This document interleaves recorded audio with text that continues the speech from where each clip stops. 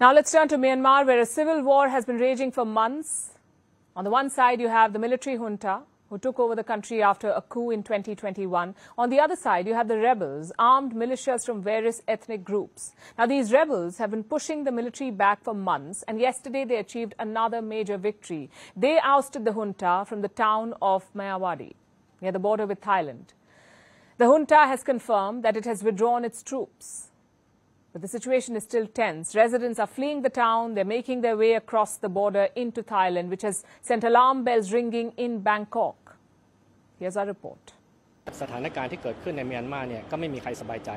Today, you will see that the army has deployed forces to hold fort along the borderlines. We are keeping a close watch so that there is no fighting spilling into our sovereignty.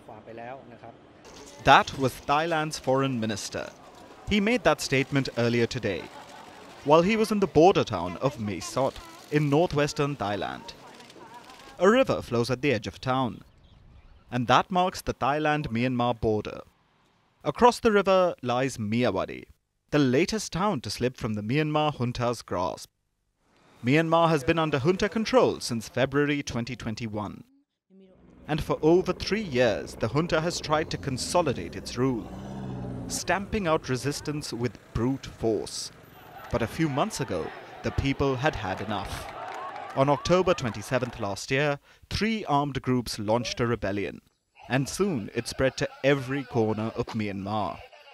The country is full of different ethnic groups, divided among the various states. One of these groups are the Karen. They have also joined the rebel alliance, and it is a Karen-armed group, the Karen National Liberation Army, that has captured Myawaddy. Their political wing, the Karen National Union, put up these pictures in the last few hours. One of them shows a haul of weapons they've captured from the junta. Other pictures show the junta forces taking refuge near a bridge. That is the bridge that connects Myanmar to Thailand, Myawaddy to Mae Sot.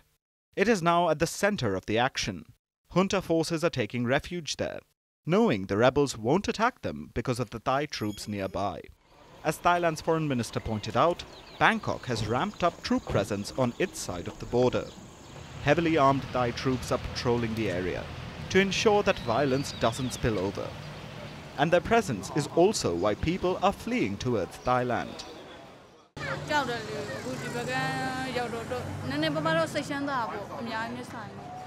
The junta has been driven out of Myawaddy, but they have sent reinforcements to try and take it back, because the town is critical to the economy.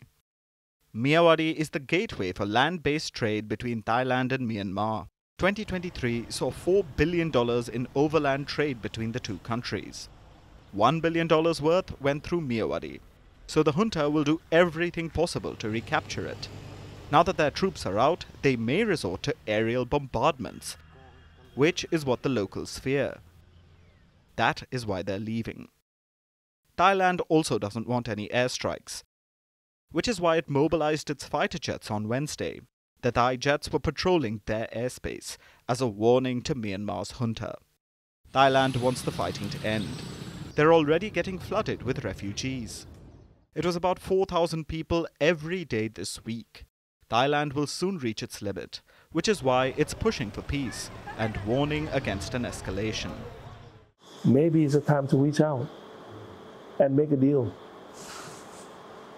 And maybe that's probably the time so that they can realize that maybe the wise decision can be made, having the people of Myanmar at heart.